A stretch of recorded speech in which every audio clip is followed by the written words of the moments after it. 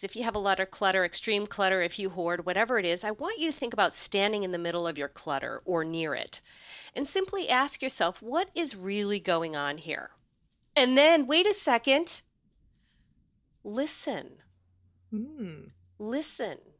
So you don't just ask the question and say, oh my gosh, what's going on here? I need to. Mhm. No, no, no, no. What is really going on here?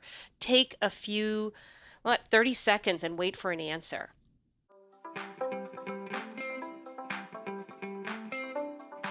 Welcome to Spark Joy, the podcast dedicated to celebrating the KonMari method and the transformative power of surrounding yourself with joy and letting go of all the rest.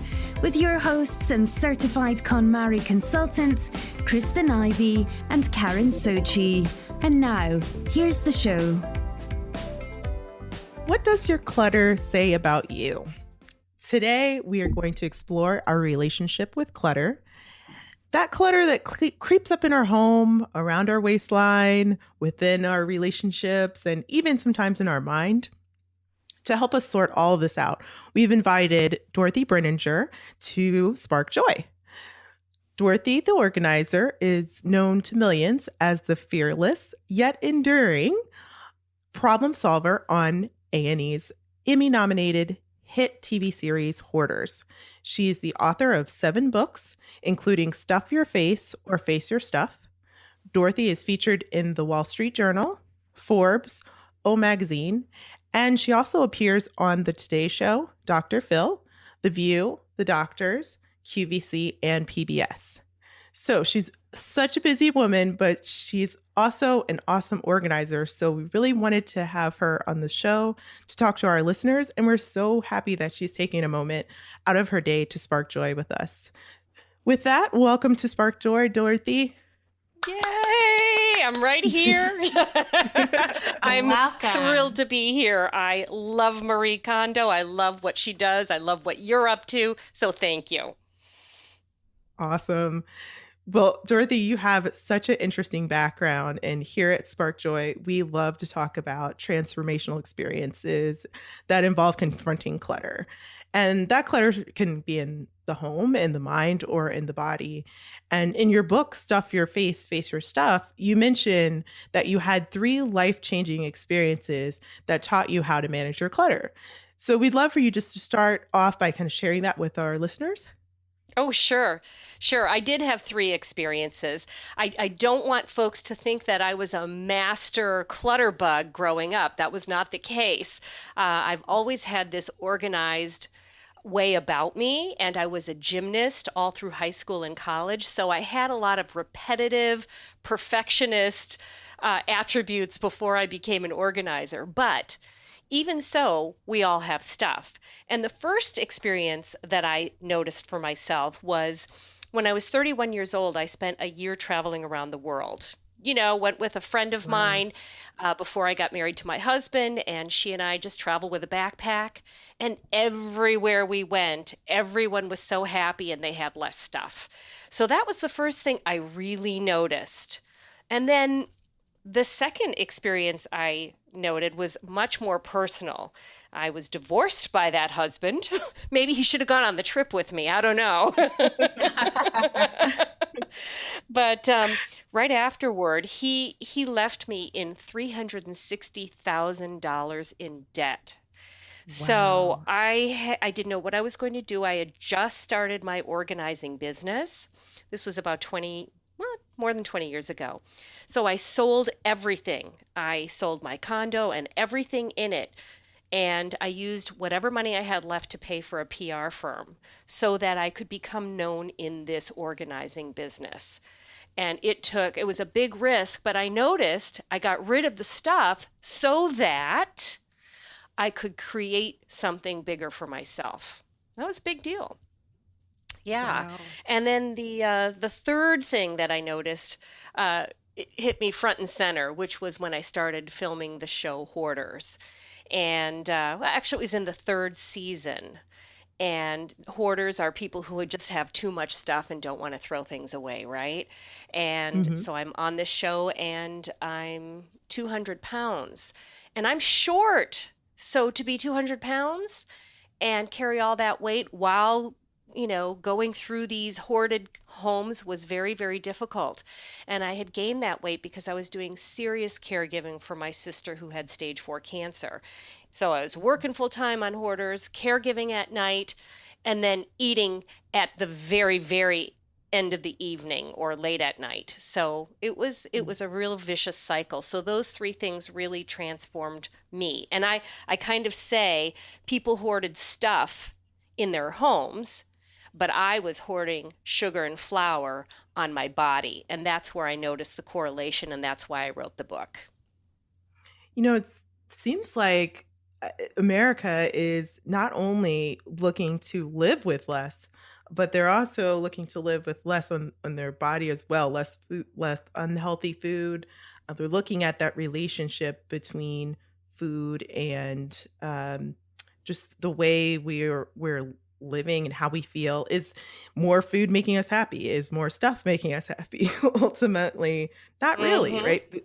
And so I call this kind of the less is more movement. So things like KonMari and minimalism have emerged from this, and there's been documentaries and studies around our relationship with clutter.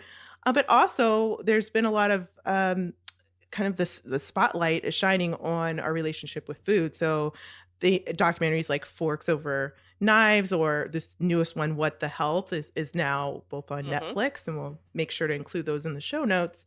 But it's interesting that these two trends are kind of happening at once, and you break down that food versus stuff relationship very well in your book. And considering the current state of affairs, like, where are we heading? Is there any hope for us for kind of letting go of clutter, either around our waistlines or in our home?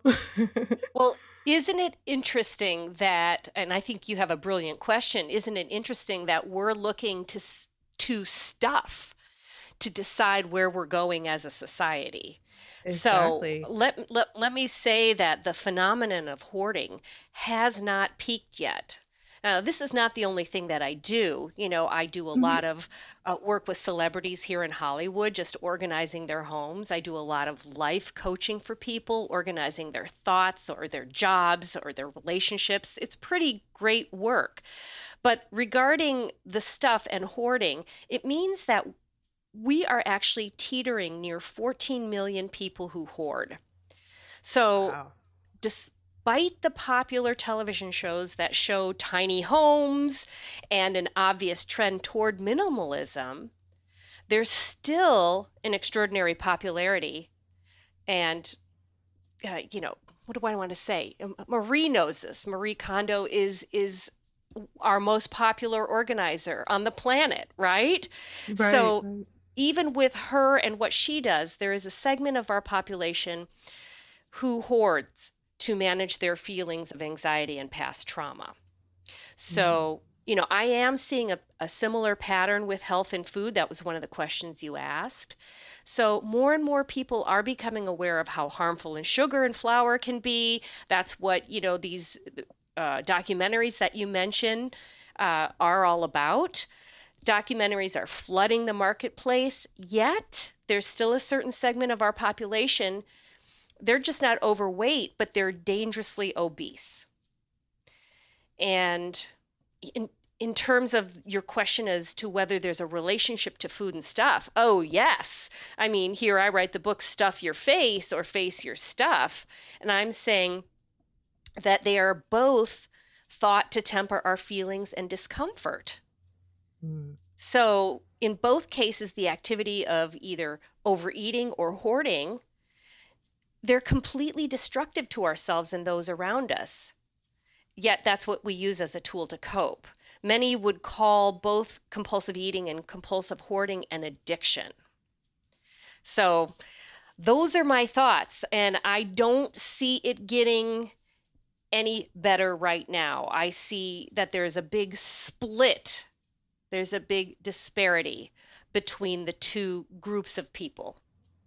I had mentioned earlier in our conversation that I started my life as a clinical psychotherapist, or my professional life as a clinical psychotherapist, and I dealt a lot with addictions. Um, and I'm really interested to hear what your thoughts are about this idea that food addiction, although it's definitely classified as an addiction. It's different in some ways than some of the other addictions, such as alcohol or shopping or other compulsive behaviors. What are some of your thoughts about that? Well, it's interesting, Karen, because I see food addiction as very similar to all of the other addictions. You know, I see that bottom line because, well, I can say this for myself because I am a food addict. You know, Mhm. I eat. If I don't do a program that takes care of myself, then I can't stop myself. So bottom line, when I was eating, I could not stop the impulse to eat, or I couldn't stop the future thought to consume when I was having cravings. You know, the thought was there and I couldn't make the thought go away. My brain was completely focused on thinking about food, the cost of it, the amount of it, where I could go to get it, how I could hide my behavior from others. Doesn't that just sound like an alcoholic or a gambler? You know, Mhm. an alcoholic says, I vow to stop tomorrow or Monday. Well, so does someone who's overeating. Me, who was in the sugar and flour, I'd start out on a Friday night and, I'd lay out all my foods before me. I'd sit on the bed and I'd pull out a channel changer. It's 10 o'clock at night. I've done, work all day. I've done caregiving after work, and now I'm home. I deserve to have something, and I'm watching TV and I'm eating all sorts of the nasties and I'm flipping through Shape magazine and Health magazine and Yoga magazine. Come on, Mhm. what's going on there? I'm desperately wanting something, but I can't control it. So many Mondays came and went, that I'd start all over, but I just had no power whatsoever. Food was my best friend. And we don't change until we bottom out. Yeah. It's very interesting. So there's this real element. What I hear you saying is there's this real element of self-soothing to a Hmm. food addiction, much as we see with other addictions, including shopping. It's just really just it's almost a perverse sense of taking care of yourself, and It maybe is. the only way you know how at the moment. It is a total lack of coping skills.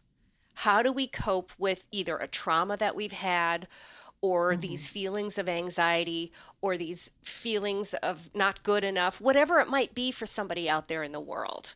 I was just in fear. I was paying my sister's mortgage. I was paying my own bills. I was paying her bills. My mother lived with my sister. I was living with my mother at age 41. Oh my gosh, that alone should Mhm. explain why I was eating too much ice cream. But folks who hoard or have alcohol problems, things like that, they don't see a way out. And that's the comfort that they get. Yeah. Mm. Yeah. Yeah, I think we've all been, there with some aspect of our life at some time and can relate to that. Just knowing what we need to do, knowing what the right answer is, the right choice.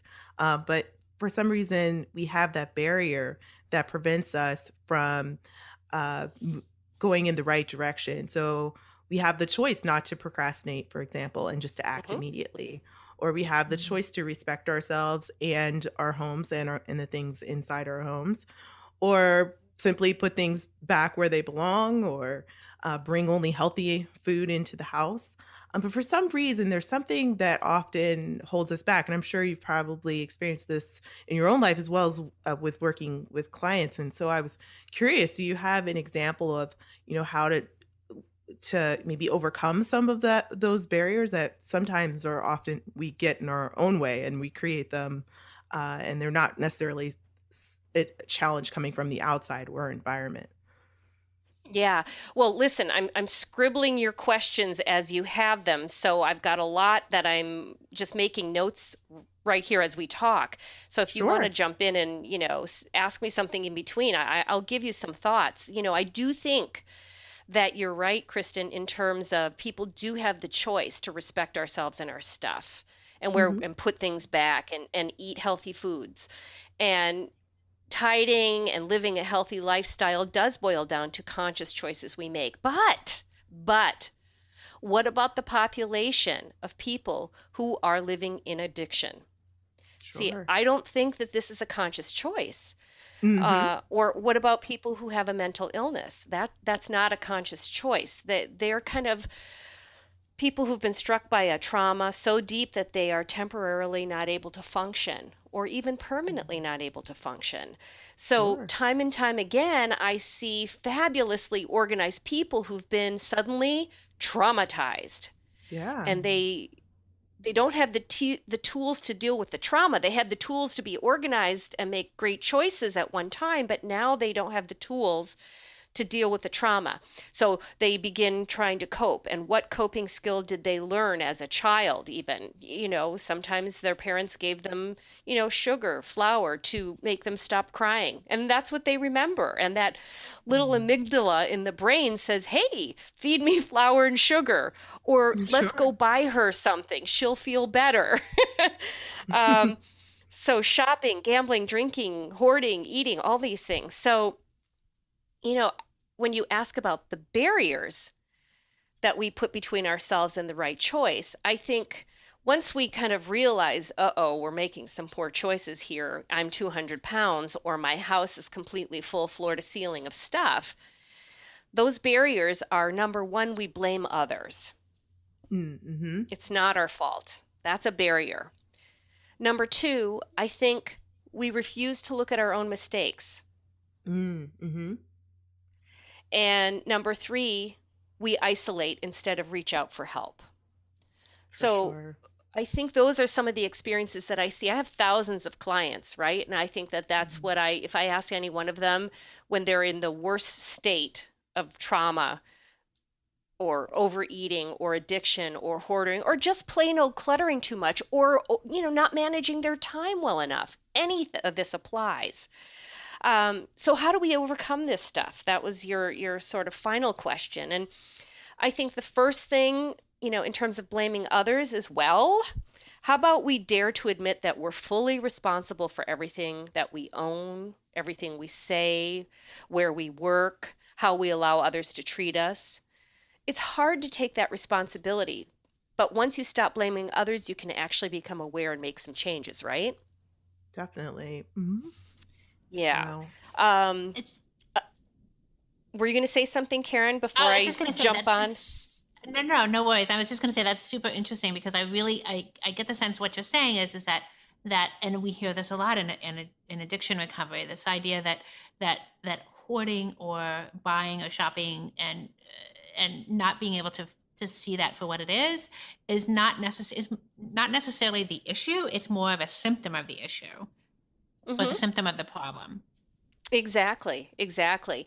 And, most of the folks who have extreme clutter or they're overcommitted, it's never their fault, you see. They just don't want to take on it's always somebody else's fault. My son's school always asks me and they just won't stop asking me. And so I'm always there and I never get to do this stuff for myself and I don't have time to clean up and I never have enough time and I'm always overeating.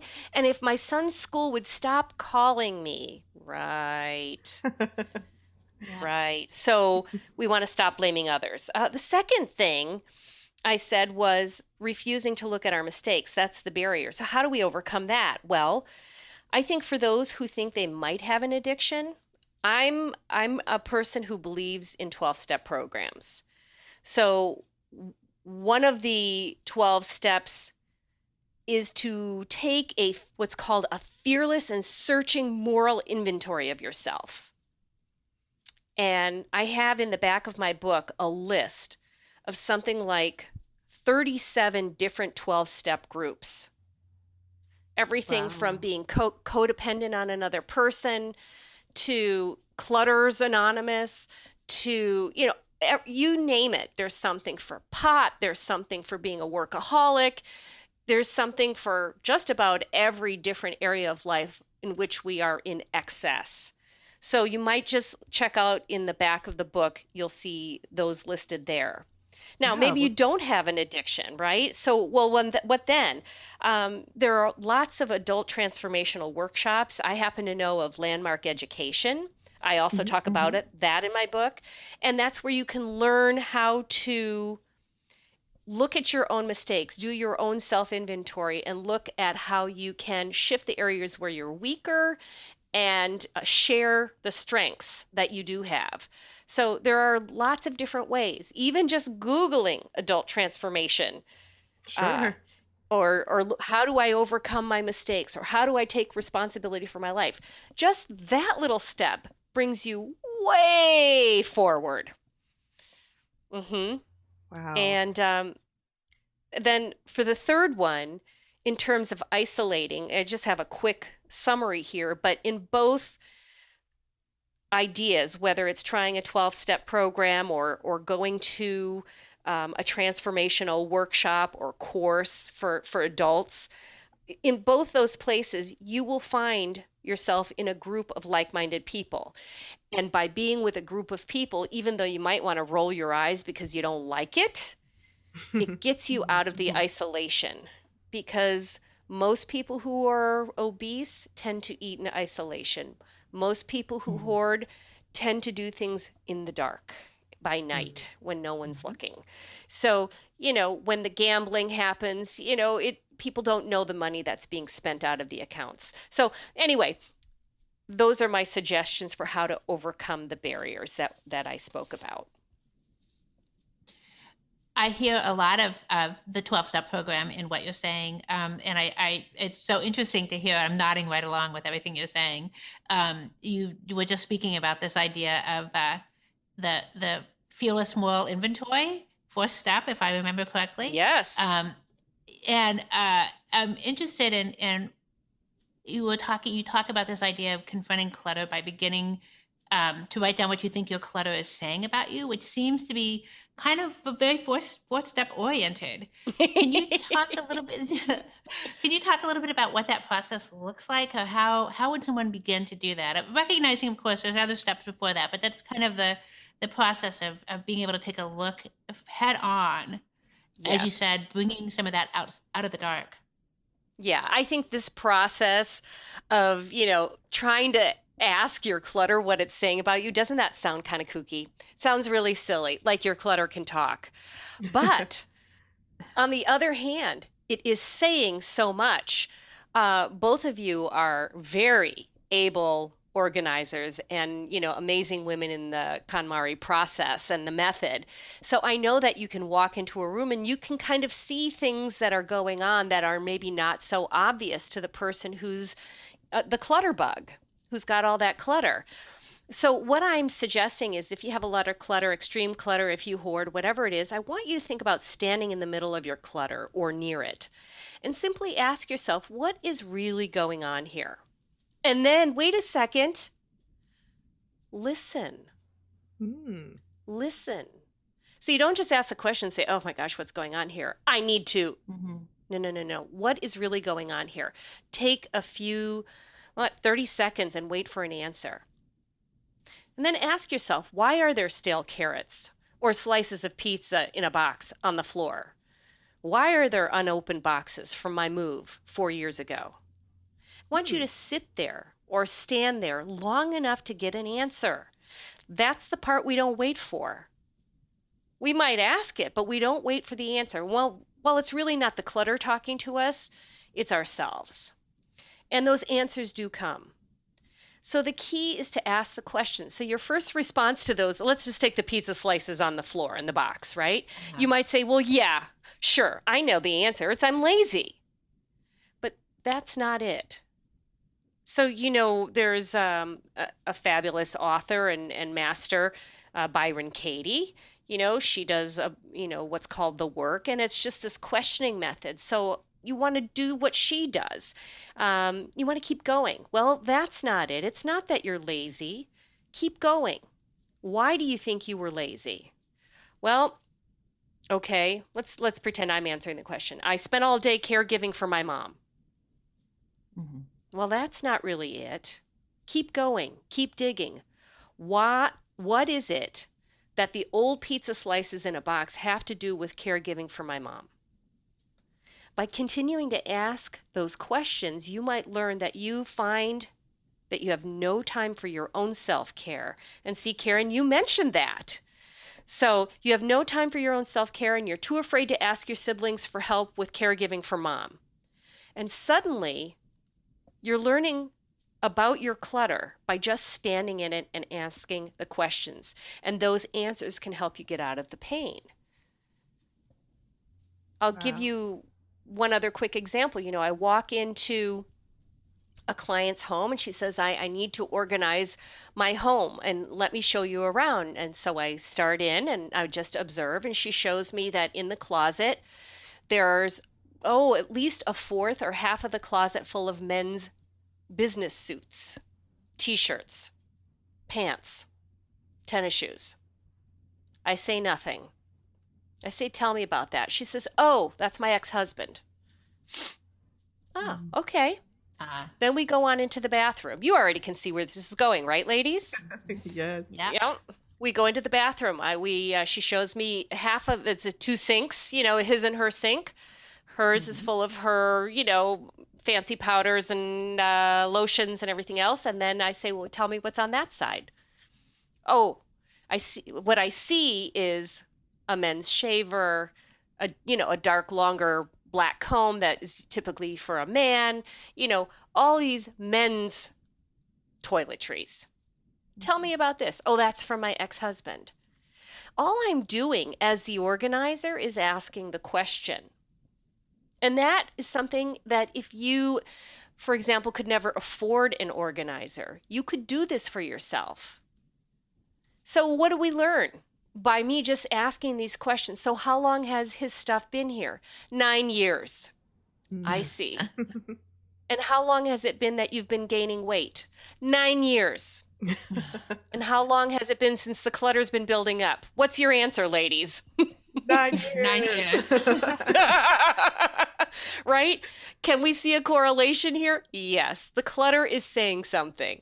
And so the recommendation I would make as an organizer is say, look, I think we need to clear this space of that relationship so that you can get on with either a bigger, better relationship with yourself or a new one. Right? So that's the point. Your clutter can give you some answers. Wow, that's so awesome. Thank you for sharing that, because you've really helped those who are listening make that connection between uh, not only asking what our clutter is saying about us, but okay, now that we understand that, we can shift that into like, what's the vision moving forward? How can we, going back to that discussion around breaking those barriers, how can we course correct moving forward so Yeah. that we can make true change? So, and that's what we here, at Spark Joy are all about. And Karen and I, practicing KonMari, that's kind of the first step, which is recognizing ideal lifestyle and ideal living environment. And those, I think I know for me, I constantly collect questions that I hear people in all different industries ask their clients about their life, or their clutter situation, because I think we can go out it from so many different directions. Hmm. And I think, even the most basic question, why, can tell us so much. So thank you for drawing that really clear example of kind of the connection between the stuff and what it's saying about our lives. So Dorothy, before we let you go, we definitely want to talk about A&E Hoarders. So we're going to shift gears just a little bit. The show right now, it's in its ninth season, and each season for sure is more shocking than the next. And I know I'm a big fan of the show. I'm a huge fan, and I'm really fascinated by how much the show has taught you, about yourself. So you're constantly learning from your clients. And I know in your book, you mentioned that you attribute your success in releasing over 75 pounds of body clutter to just working on the show. Can you tell us a little bit about that experience? Yeah, absolutely. Well, thank you for being a fan of the show. I'm a fan of you too. So, but what I can tell you is, if everybody around you is telling you there's something wrong, Yeah. whether it's on the Hoarder show, they're telling everyone, all family members are telling the person who hoards there's something wrong. You've got to stop. You've got to take a look at it. Or what about the obese person who's overeating? You've got a husband or wife and family members, kids who are saying, Mom, Dad, don't eat that. Oh, stop, or your doctor. What is it? Everyone around you is telling you there's something wrong, and yet we think there's nothing wrong. So Mhm. that's the first thing I really saw for myself. Because here I am working with all these folks on the Hoarders show. Everybody's saying there's something wrong. Your Sure. house is collapsing. You've got roaches. This isn't working. You've got to do something. And the person's in total denial. Yeah. Or in my case, here I am, a very successful business person and loving organizing, but overeating. And my mom and my sister are saying, "Oh, you shouldn't eat those cookies, that ice cream." And my doctor says, "Dorothy, you're obese. You've got to lose weight." And I feel it when I'm with people that I'm feeling less than because I have too much weight.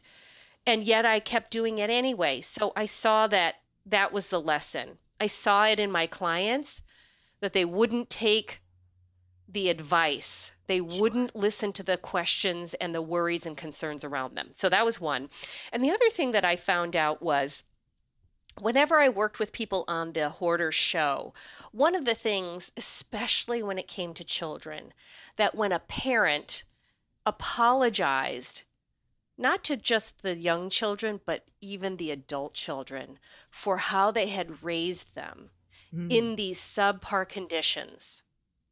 Apologies suddenly created the path for them to clear all that crap out of their house. It was like, you need a path?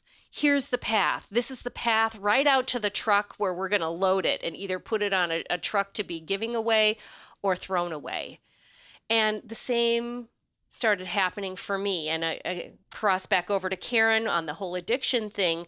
Those 12 steps that we talk about, one of the steps is making amends or apologies. I didn't Mhm. even know that that's what we were doing on the show at the time. But then when I joined a 12-step program, I had to do it for my own well being. And I suddenly saw that correlation. So the show taught it to me and 12 steps taught it to me, but apologizing is one way to clear the path to the clutter or the overwhelm or the overweight in your life. Wow. Yeah.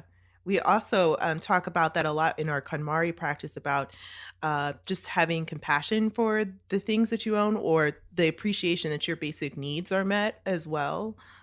Sometimes Mm, that's important. Like gratitude is one of the key principles since KonMari is really a Zen based principle and based on that culture, that Japanese based culture. It's all about honor and respect and gratitude. So I love that you mentioned that simply by saying I'm sorry, can just change the game mhm. so much. And Right? yeah, and I've definitely, I mean, I think I've probably watched almost every episode of Hoarders. So I definitely feel like I've noticed some common characteristics between your hoarding clients, but I often don't necessarily feel like I'm qualified or comfortable with making the decision now that I'm a professional organizer that, maybe this person is a hoarder and making that professional diagnosis. So sometimes there might be a situation where things extend beyond just simply asking the question, does it spark joy? A Mhm. true hoarder uh, may need additional assistance, whether that might need a mental health professional or a someone who is naturally has experience with extreme hoarding situations. So I'm really curious from your perspective, how does someone actually formally identify someone as a hoarder? Are there some common characteristics or traits that someone should look out for? Yeah, yeah, definitely. And I kind of want to say something a little funny because the stuff is serious, and people who hoard really have some serious issues. Mhm, mhm, Not just with the stuff, but they're often having to fight a lot of things like bills that are late, and I'll go into all of what I think are some of those indicators. But mhm, I did take a moment while you were asking me this question just to think about, I love Marie Kondo, right? mhm. She is absolutely tops. And one of the questions that I get all the time as an organizer is, you know, oh, do you know that Spark Joy lady? Of course I do. And, I can just imagine, even though I have, most of my clients are not people who hoard, but just what if I asked that question, does it spark joy to someone who hoards?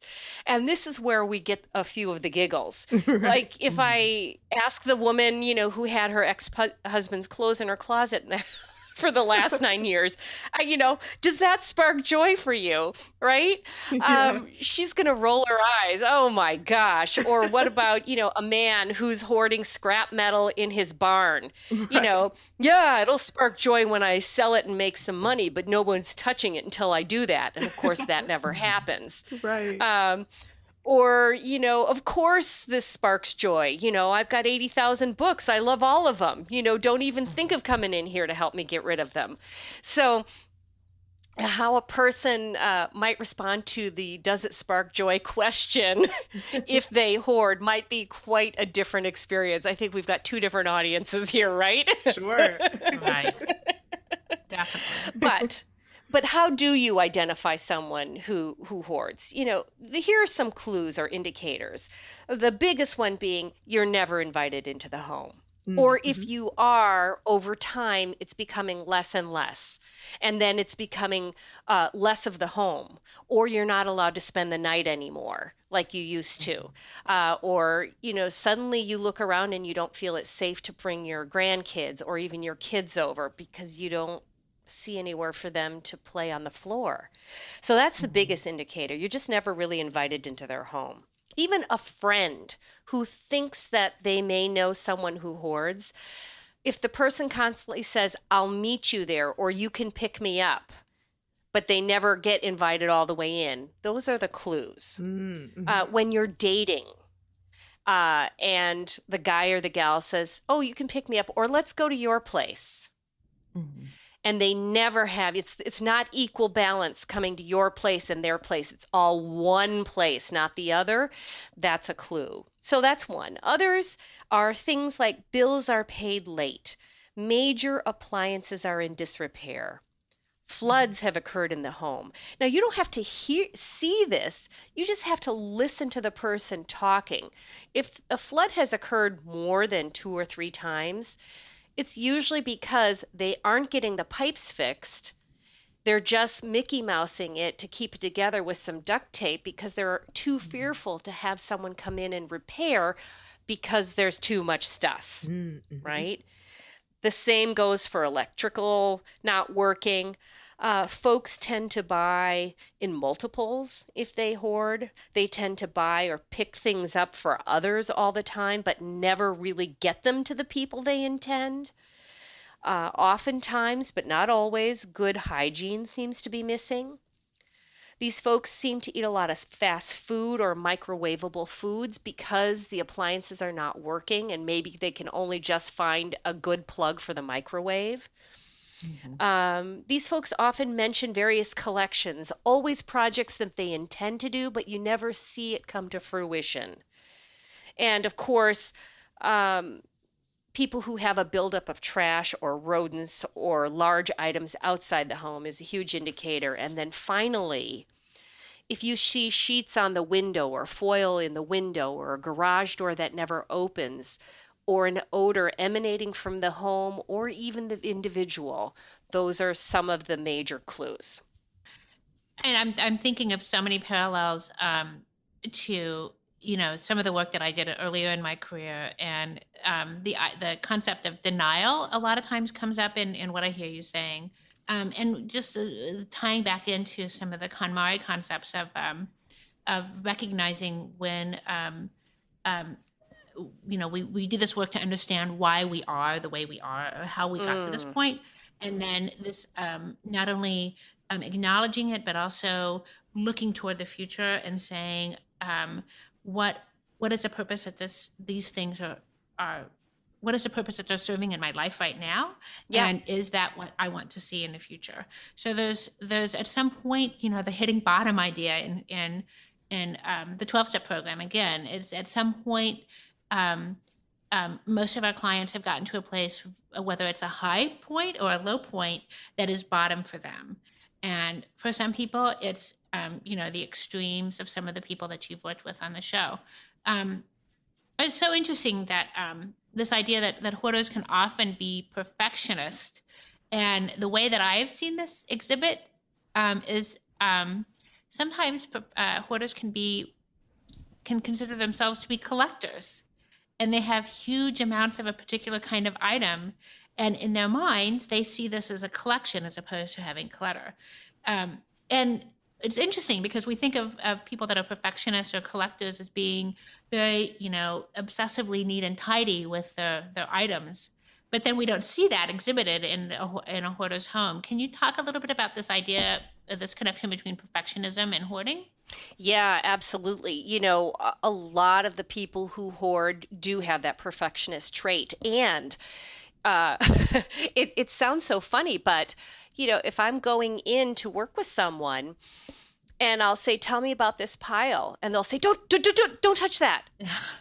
It's perfect. It's perfect. I know exactly where everything is. It's a pile, right? You would not know that there is any order to it, but there is.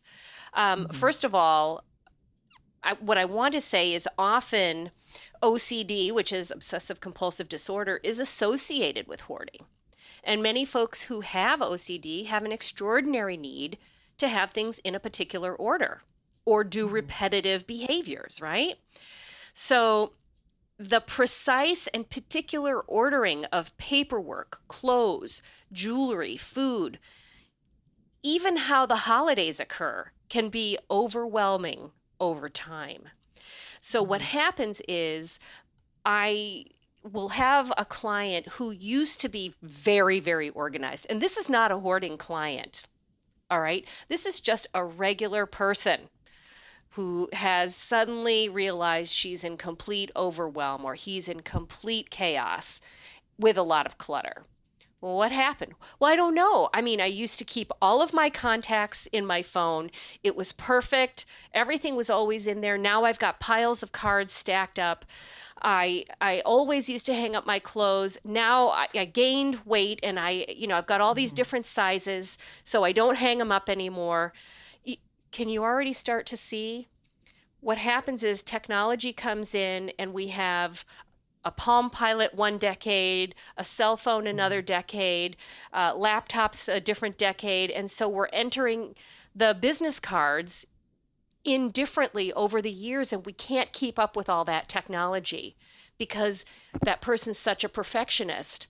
Now, they're not just a perfectionist in one area, they're also a perfectionist in another. So if they start gaining weight because they're feeling so frustrated, how do they keep track of all the different, sizes of clothes in their closet? And it's all too much to handle. And then suddenly they have a child and no, there's a new human being in their lives and it takes all their time. Now they're not dealing with the business cards or the closet.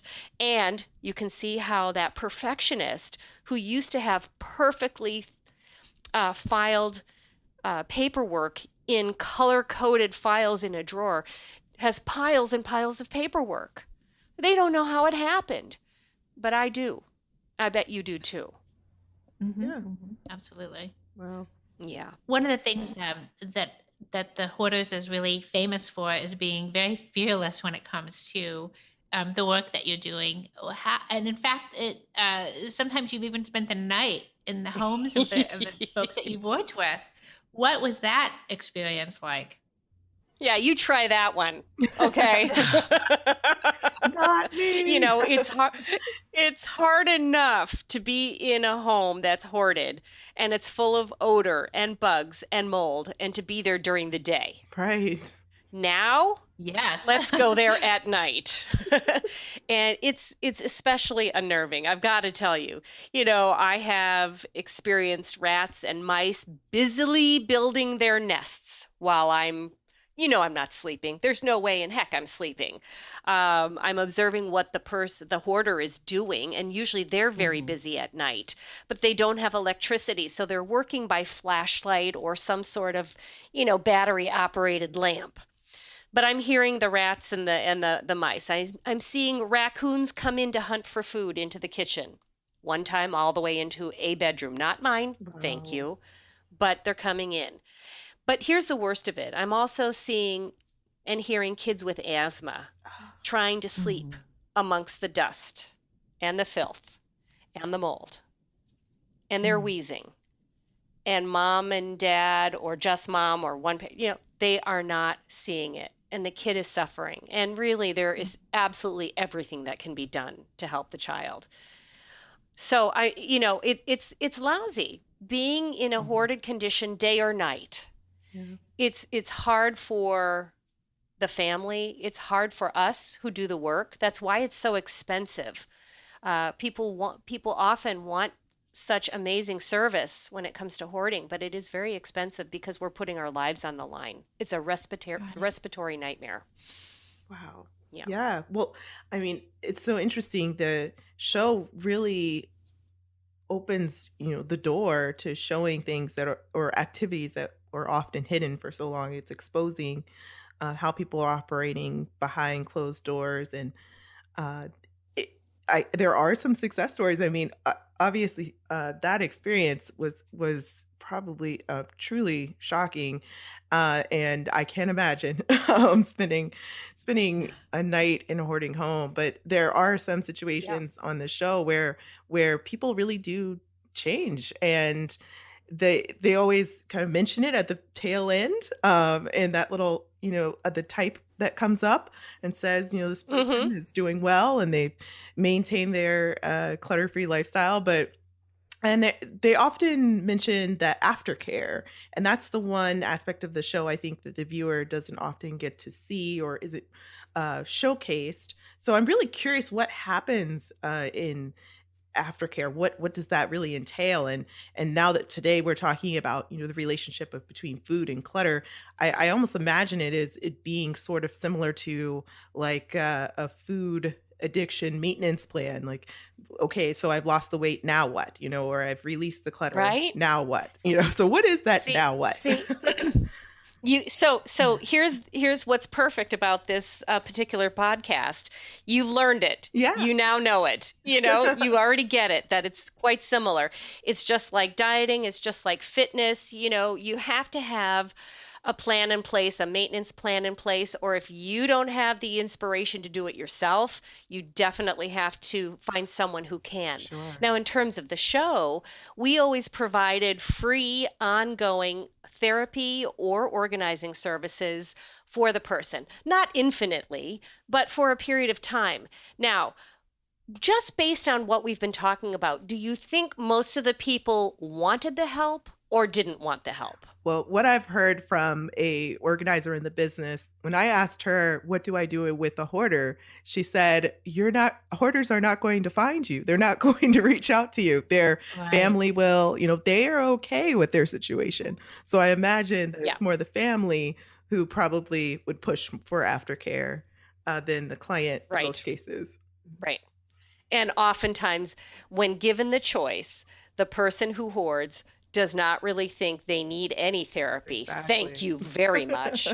And Right. maybe Right. they might take some organizing because they view organizers as less threatening than a therapist because there's nothing wrong with Mhm. them. Okay. Yeah. So on the show, we do and have followed up with people. And for those who actually took the help, there was improvement. For those who said no, you can imagine how quickly it went back to exactly how it Right. was before. Sure. Wow. Yeah.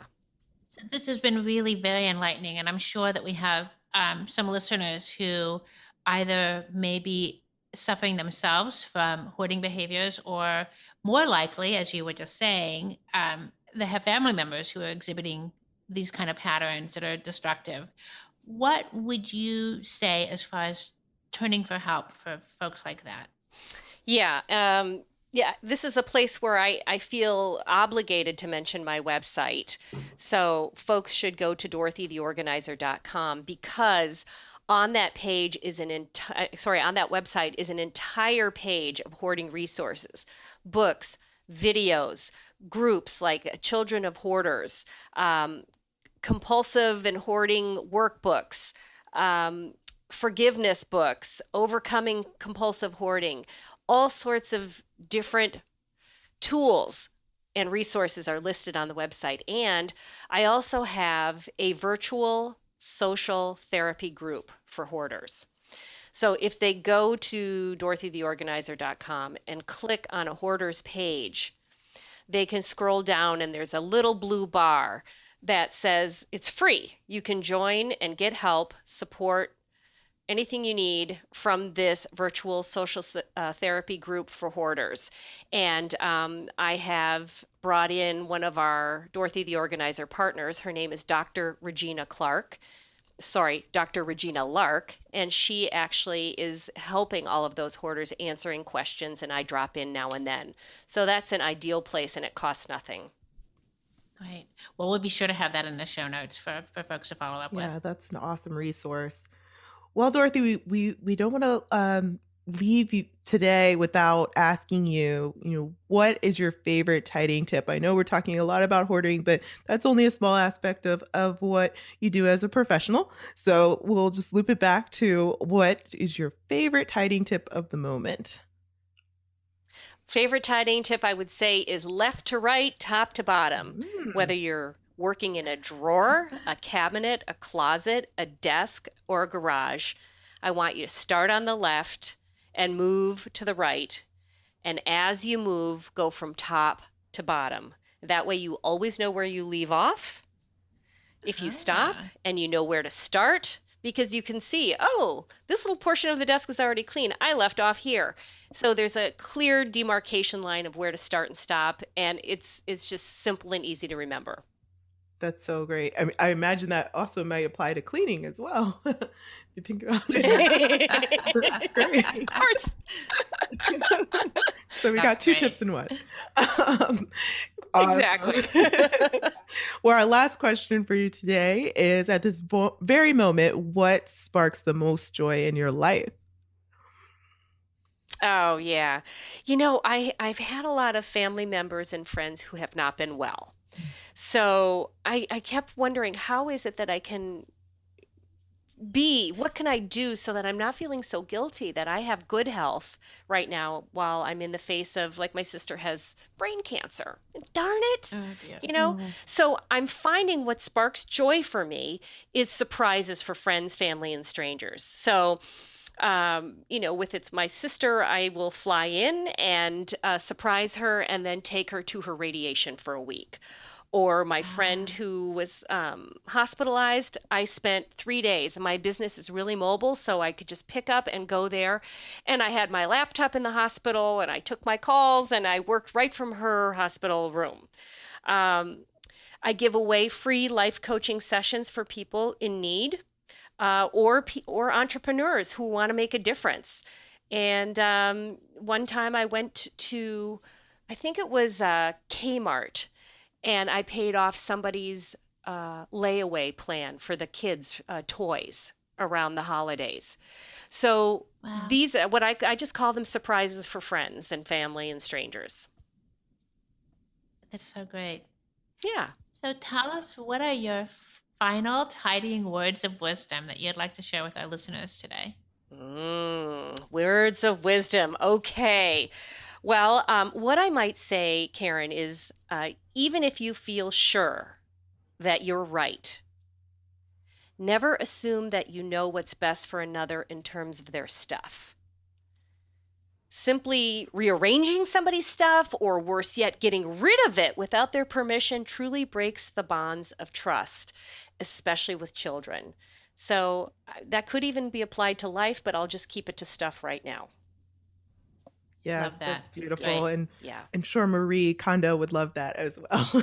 She definitely agrees with you on that point too. Oh, good.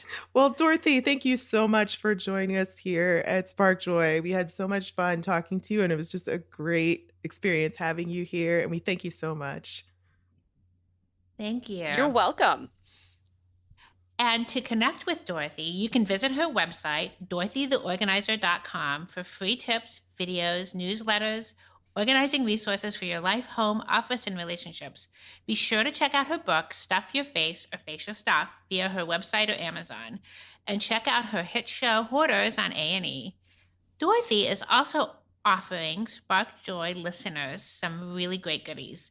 A free guide on how to banish clutter creatively, a free Cancer Concierge ebook that can help you learn how to organize yourself and your life in the face of a cancer diagnosis. And both will be available at dorothytheorganizer.com and, of course, in our show notes. So now we want to hear from you. Tell us your burning tidying questions or share stories about how KonMari has impacted your life. You can find us at sparkjoypodcast.com and click Ask Spark Joy to leave a question or comment for the chance to be featured on next week's show. You can also join the discussion on Facebook, Instagram, or Twitter at the handle at Spark Joy Podcast. Thanks for tuning in, and we hope your day sparks joy.